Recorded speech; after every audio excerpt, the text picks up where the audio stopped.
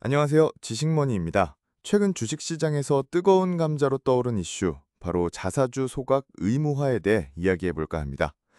기업과 우리 주식시장에 어떤 영향을 미칠지, 그리고 과연 우리 투자자들에게는 어떤 의미일지 오늘 자세히 파헤쳐 볼 건데요. 자사주 소각 의무화가 대체 뭔지, 기업들은 왜 이 문제로 머리를 싸매고 있는지, 또 우리 시장은 어떻게 변할지 궁금하시죠? 오늘 저 지식머니와 함께 그 궁금증을 시원하게 풀어드리겠습니다. 자사주 소각 의무화. 간단히 말하면 상장사가 자기 주식을 사들인 후 반드시 없애버리도록 법으로 강제하는 제도예요. 2025년 한국에서 상법 개정 논의와 함께 여러 법안이 발의되면서 시장의 주요 이슈가 됐죠. 왜 이런 제도를 만들려고 할까요? 주로 주주들에게 이익을 더 돌려주고 기업 지배 구조를 좋게 만들고 시장을 더 투명하게 해서 소위 코리아 디스카운트를 해소하겠다는 목표 때문이에요. 쉽게 말해 한국 증시가 저평가된 부분을 개선하겠다는 거죠. 그럼 이 제도가 우리 주식시장에 어떤 영향을 줄까요? 첫 번째는 주가 상승 효과를 기대할 수 있다는 점이에요. 자사주를 소각하면 유통되는 주식 수가 줄어들겠죠.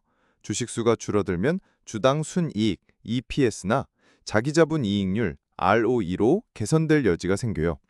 실제로 법안 추진 소식만으로도 자사주를 많이 보유한 일부 종목들이 단기적으로 주가가 오르기도 했어요. 여러분은 최근 주가가 오른 종목 중에 자사주 소각 관련 이슈가 있었던 종목을 보신 적 있나요? 두 번째는 주주 환원 강화예요. 자사주 소각은 배당금을 주는 만큼이나 강력한 주주 환원 수단으로 꼽히죠. 2024년 한국 상장사들이 자사주를 소각한 금액이 전년보다 2.9배나 늘었다고 하니 그 중요성이 얼마나 커지고 있는지 알 수 있어요.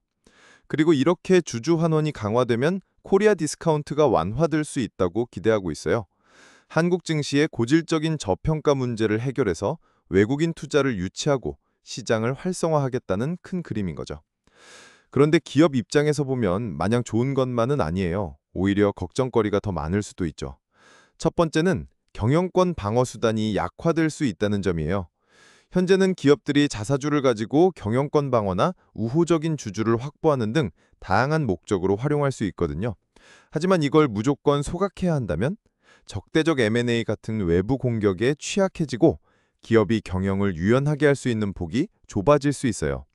기업이 위기에 처했을 때 자사주를 활용해서 방어할 수 있는 카드가 사라진다고 볼 수 있는 거죠.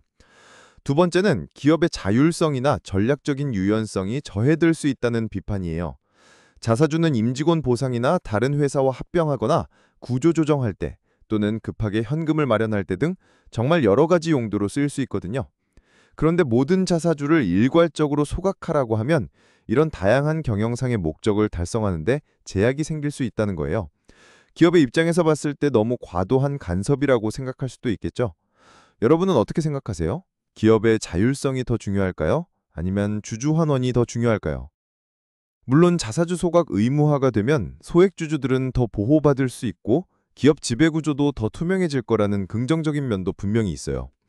대주주가 자사주를 자기 배를 불리는 데 쓰거나 지배력을 유지하는 데 남용하는 것을 막을 수 있으니까요. 하지만 시장에서는 여전히 우려와 논란이 많아요. 단기적인 주가 부양 수단이 없어질 수도 있고 기업의 재산권이나 경영 전략에 대한 과도한 간섭이라는 지적도 계속 나오고 있죠. 단순히 일괄 소각 의무화가 장기적인 기업 가치 상승으로 이어지지 않을 수도 있다는 비판도 있고요. 그래서 대안으로 인센티브 위주 정책이나 자사주 활용 목적에 따라 다르게 규제하는 방안이 제시되고 있어요. 예를 들어 소각을 강제하기보다는 자사주를 소각하면 세금 혜택을 주거나 자본시장에서 더 좋게 평가해주는 식으로 유도하는 거죠.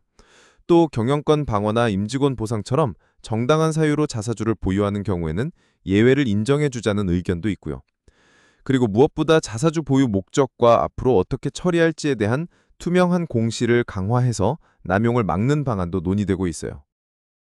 최근 자사주 소각 의무화 논의가 본격화되면서 실제로 자사주를 적극적으로 소각하거나 관련 계획을 발표한 기업들이 시장에서 주목을 받고 있어요. 롯데지주나 SK그룹 같은 자사주 비중이 높은 기업들은 소각을 여부에 두고 고심 중이고요. 영풍은 아예 2026년 3월 25일까지 모든 자사주를 소각하겠다고 밝혔습니다. 셀트리온이나 현대차도 자사주 소각을 활발히 진행하거나 구체적인 계획을 발표했죠.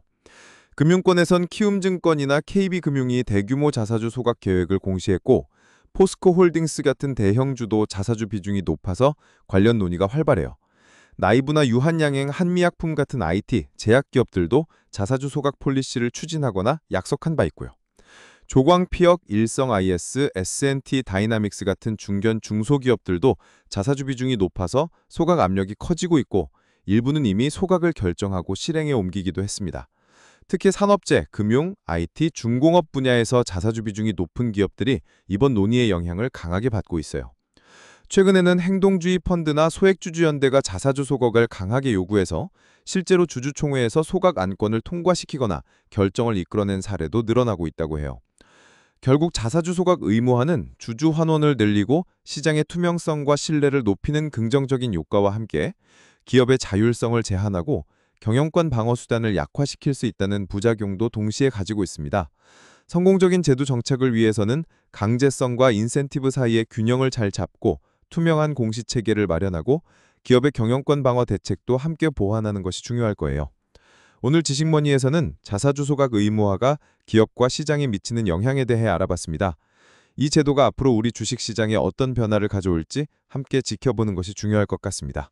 오늘 영상이 유익하셨다면 구독과 좋아요, 알림 설정 잊지 마세요. 다음에 더 좋은 정보로 찾아뵙겠습니다. 감사합니다.